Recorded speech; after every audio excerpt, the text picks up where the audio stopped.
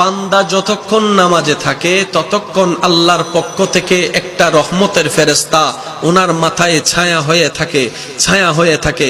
বান্দা যখন কিয়ামে থাকে তখন তার জন্য আল্লাহর কাছে দোয়া করে, যখন রুকুতে যায় তখন তার জন্য আল্লাহর কাছে দোয়া করে, যখন বান্দা বলে সামি আল্লাহু লিমান হামিদা তখন রব্বানা লাকাল হামদ বলার সাথে সাথে ফেরেশতা বলে মওলা তোমার প্রশংসা করছে তোমার বান্দা, তুমি একটু কবুল করে নাও, তুমি একটু কবুল করে নাও।